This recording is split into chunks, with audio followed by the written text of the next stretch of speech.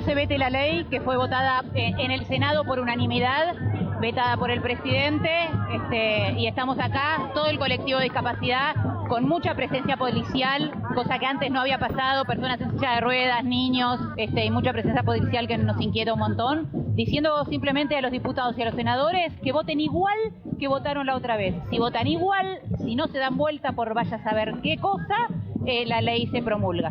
Quien habla es Lola Bertet, es actriz, es madre de un chico con trastorno del espectro autista, que se considera también parte de los pibes con discapacidad. Por supuesto está defendiendo cosas de sentido común, y este es el punto donde algún día tal vez despertaremos de esta pesadilla por la cual tenemos que estar defendiendo, explicando, justificando que hay que atender de alguna manera a los discapacitados.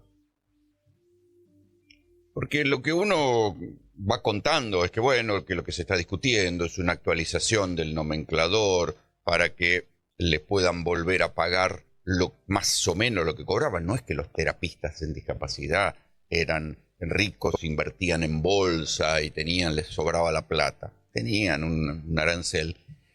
Pero durante todo el 2024 ese arancel quedó congelado y sus ingresos fueron deteriorados de manera brutal por la inflación. Entonces esa gente es la que está diciendo, bueno, recompongan los aranceles. No los quiero fatigar con el mínimo porcentaje del PBI que esto representaría en términos de gastos para el Estado Nacional, que es prácticamente nada si uno lo compara con la plata que gastan todos los días en el endeudamiento, en la bicicleta, en mantener el dólar barato y en todas esas alquimias de financistas y de fondos que se llevan la plata y encima se la llevan para afuera. No voy a hacer eso. Solamente quiero contarles historias concretas para que contrasten y despertemos de esta locura por la cual tenemos que estar justificando que además de existir una ley, que además de existir tratados internacionales por los cuales la Argentina se compromete a ayudar a los más vulnerables, en este caso a los discapacitados, además haya que explicar que para eso hace falta plata y hace falta pagarle lo que corresponde a los que se ocupan de estas cosas. Historias de ayer en la manifestación, que por otra parte intentaron reprimir con gendarmería. Andrea llegó a la plaza acompañada de su hijo Lucio, que tiene trastorno del espectro autista. Lucio se atiende en el centro LISAM de Villa Martelli. Allí hace talleres, terapias que lo acompañan en integración. Hace unos meses la cosa se empezó a complicar. Entre los padres hacen rifas para ayudar económicamente a la institución. Hay algunas de las terapias que las cubre la obra social, otras que no, que tiene que pagar de su propio bolsillo la familia. Nos estamos endeudando para poder seguir con los tratamientos. Imagínense la desesperación de esas madres que ven cómo el tratamiento, la ayuda que pueden tener un pibe discapacitado para integrarse más a la sociedad, se les va cayendo y se les va cayendo y tiene que poner su propio bolsillo y se endeudan. Es necesario que haya que explicar que esa gente necesita que le paguen a los que trabajan por sus hijos lo que corresponde. Que estábamos frente a un momento de represión, de intento de represión que no me gustaba nada. La verdad que mucha bronca, soy madre de un niño con espectro autista, por eso estoy acá. Y es una ley de emergencia la que se está pidiendo para resistir un poquito. Los aranceles no se renuevan desde el 2023. Una persona que trabaja en un taller 4 horas diarias cobra 28.000 pesos por mes. Por eso estamos acá pidiéndole al Congreso de la Nación que por favor rechace este veto. Perdón, esta es Lola Bertet, la anterior, el primer audio era de Valentina Bassi, otra actriz, madre de un pibe con trastorno del espectro autista. Lola Bertet también tiene un hijo con trastorno del espectro autista y así hablaba. Lo que se vio ayer también es que intentaron, por suerte intentaron, correr a los manifestantes, insisto, gente en muletas, gente en silla de ruedas, gente con problemas respiratorios, intentaron correrlos para que supuestamente no cortaran la calle. Finalmente los gendarmes se tuvieron que ir repudiados. ¿Qué pensará, digo yo, un gendarme? ¿Con qué libreto le calzarán en la cabeza para que piense que está bien llegar a un lugar y, llegado el caso, tener que apalear un discapacitado? ¿Con qué los instruyen? ¿Qué mierda les meten en la cabeza? para aceptar que algún momento van a tener que ir a paliar un discapacitado. Porque después van a decir, y bueno, no, sí, obediencia debida, como dijeron en otros tiempos, pero la obediencia debida a los uniformados en la dictadura militar, cuando torturaban, violaban y mataban, no les sirvió de nada.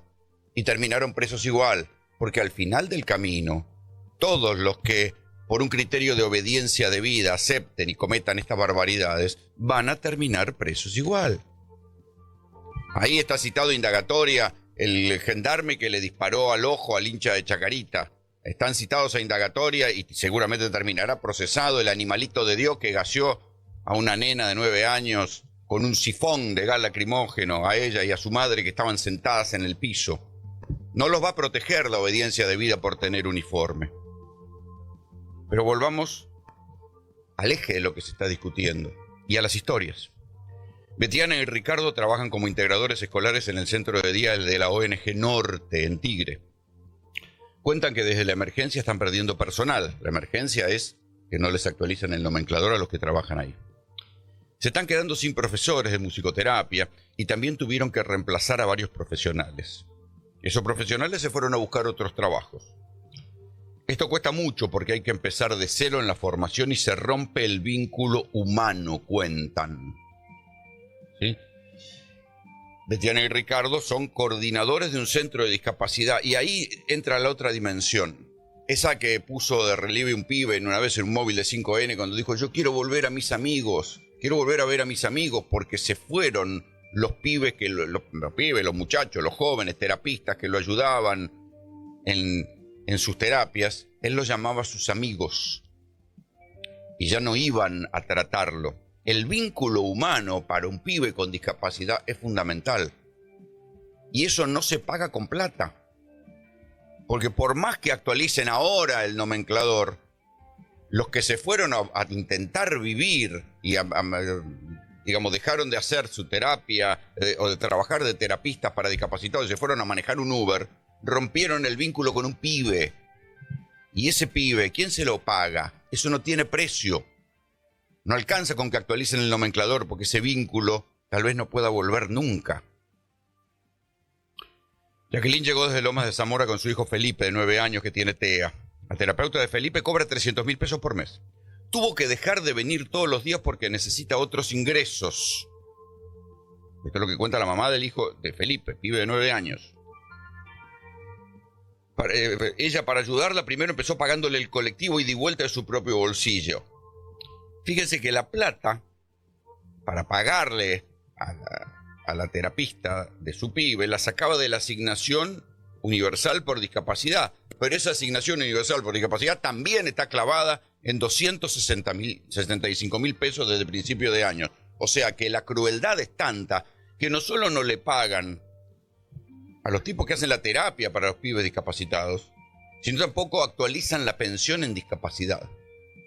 Y siempre hay que recordar, como nos explicó aquí Daniel Arroyo, que dijo: miren, los gobiernos de ultraderecha ponen especial foco en la cuestión de la discapacidad, porque tienen, aunque sea por piedad religiosa, ya sea que son católicos o protestantes, por piedad religiosa, Bolsonaro, que es de la Iglesia Universal del Reino de Dios, Trump, que es evangélico, Giorgia Meloni, que es católica, o Orbán, que también es católico, aunque sea por piedad religiosa, hacen leyes que cuidan a los discapacitados. El único que no las hace en el espectro de la ultraderecha y que se jacta de ello en nombre del superávit fiscal es el presidente Javier Milei. Lo de la policía es absurdo. Todas las marchas de las personas con discapacidad han sido muy tranquilas, muy serenas. Se ha utilizado esta cuadra, todas, es varias ya, porque la gente está desesperada. Fue absurdo lo de la policía. Tendrían que simplemente haber dejado que la gente ocupara la calle como lo está haciendo ahora, tranquilamente y listo. Una vergüenza que el gobierno haya vetado la ley. Es una ley de pura justicia, de pura humanidad. No tiene ningún impacto económico, no tiene ningún impacto fiscal. Es deuda que el Estado tiene con las personas con discapacidad y con su familia. Espero que podamos insistir rápidamente. Yo quiero la semana que viene con 2/3 de la Cámara de Diputados y 2/3 del Senado, que es como ya votamos, para que quede la ley puesta en marcha. Daniel Arroyo es el que promovió la ley de emergencia en discapacidad, que logró apoyos amplios en diputados y en senadores y que el gobierno vetó. Pero frente a este juego de idas y vueltas de la política, siempre hay que escuchar las historias. Gustavo es director del centro Mi Lugar, en Ciudadela. Trabaja en discapacidad hace 31 años. Dice, este es el peor momento que recuerdo. A ese centro, Mi Lugar, Ciudadela, acuden 41 jóvenes y adultos por día.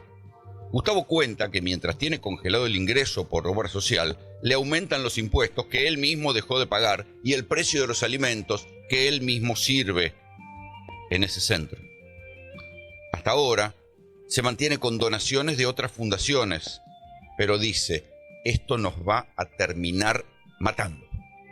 Estamos convencidos que mañana tanto el tema de universidades como el tema del Garrahan y la salud van a ser aprobados. Tenemos el número suficiente. Con solo que ratifiquen el voto quienes votaron con la Cámara de Diputados y quienes votaron en el Senado, los números de esa primera votación, que son los números que sancionan la ley, dan para decir rechazamos. Están los números suficientes que se requieren para rechazar los vetos.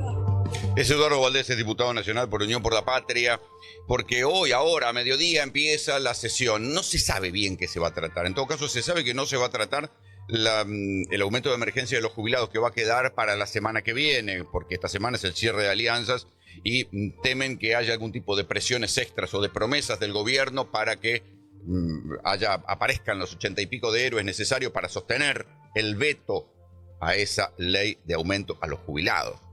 Pero no está claro si van a tratar o no hoy o no la emergencia en discapacidad. Sí van a tratar de sesionar, porque esto además, tanto que se llenaron la boca los libertarios diciendo que los diputados no trabajan cuando ellos no eran gobierno. Ahora que son gobierno, no quieren que los diputados trabajen, entonces va a ser la oposición la que va a tener que juntar un quórum de 130 diputados para que la sesión se abra a regañadientes y ahí recién bajarán los diputados del oficialismo a sesionar.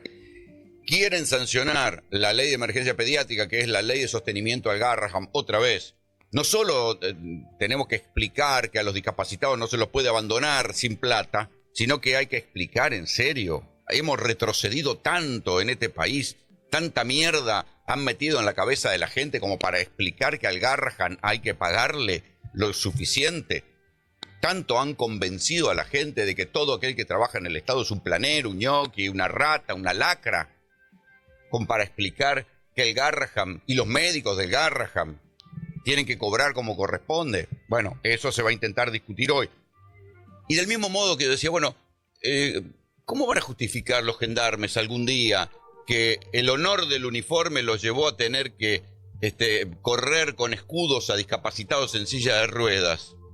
¿Cómo van a justificar algún día los que voten en contra de financiar y de aumentarle el sueldo a los médicos del Garrahan? ¿Cómo lo van a justificar?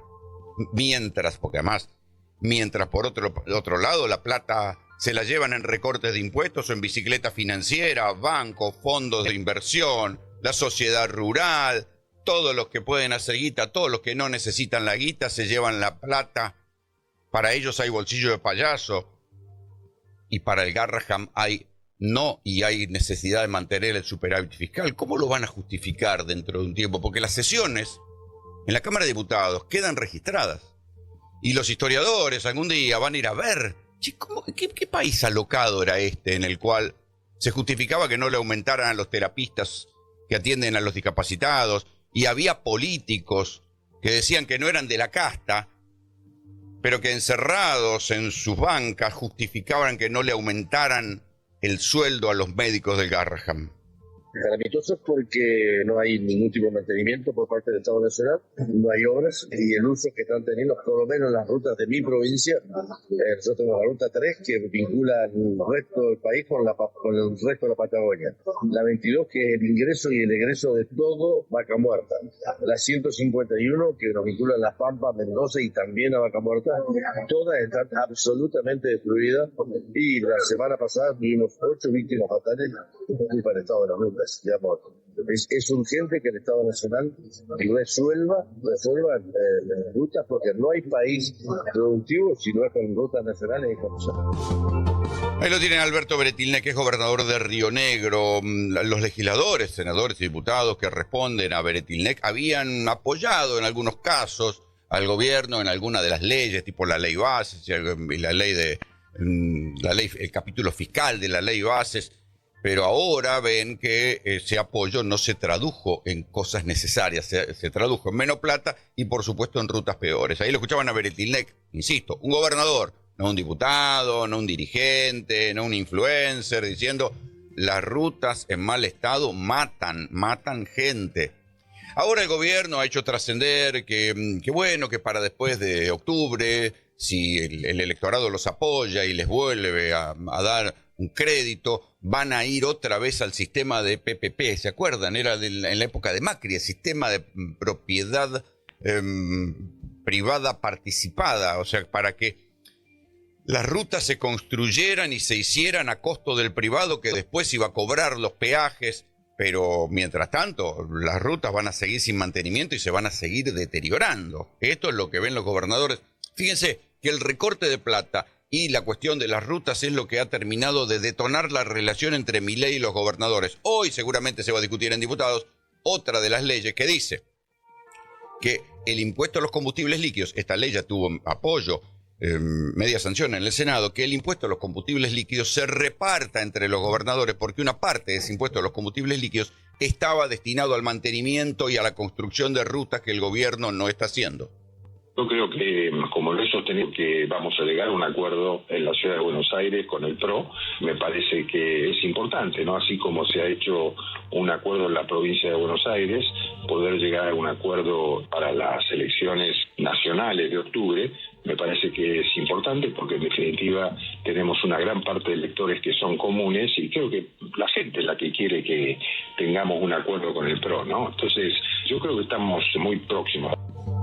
Tan próximos estaban que finalmente se cerró ayer el acuerdo entre el PRO y la Libertad Avanza. Van a ir juntos en la ciudad de Buenos Aires. Finalmente al PRO le van a dar 2 diputados, como se dice, entrables, ¿no? O sea, 2 diputados que pueden entrar en la elección porque calculan que van a ser una elección cerca del 50% de los votos que van a ir en octubre, en la elección de diputados nacionales, van a ir para esta alianza entre el PRO y la Libertad Avanza. De todos modos, sé que sí que va a ser una alianza curiosa, porque hay que recordar que ¿hace cuánto? Hace 2 semanas, en el discurso de la sociedad rural, cuando Jorge Macri lo fue a saludar, Milei lo dejó con la mano tendida. Sí, qué alianza rara, ¿no? Puede decir, se supone que, aunque sea por una cuestión protocolar, si hay 2 fuerzas que quieren tender a una alianza, olvidémonos de todas las cosas que se dijeron, las barbaridades que se dijeron en la campaña electoral para legisladores de la ciudad de Buenos Aires. Si quieren ir a una alianza electoral, por lo menos tienen que demostrar algún grado de concordia. Bueno, no es el caso. Ya lo había dejado con la mano tendida en el Tedeum, Milei, a Jorge Macri, lo volvió a dejar con la mano tendida en la sociedad rural. Sin embargo, los Macri dijeron, amo, le pertenecemos, y ahí fueron y ahora acordaron nuevamente una alianza con la Libertad Avanza.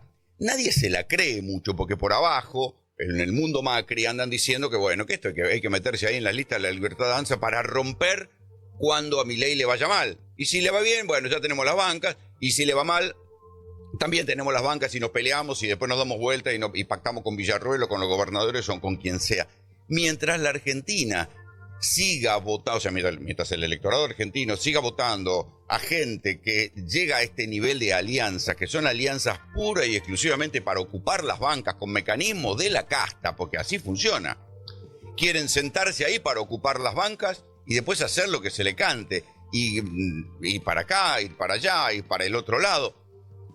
Esto deteriora la calidad democrática en la Argentina, porque se detestan. Lo único que los une es la conveniencia táctica de estar juntos para ir contra el peronismo en sus diferentes variantes, pero después, a la hora de gobernar, claro, después se entiende por qué Villarruel se pelea con Milei, por qué Milei echó más de 100 funcionarios, porque no tiene ningún grado de coherencia ideológica ni de acuerdo hacia dónde tienen que ir.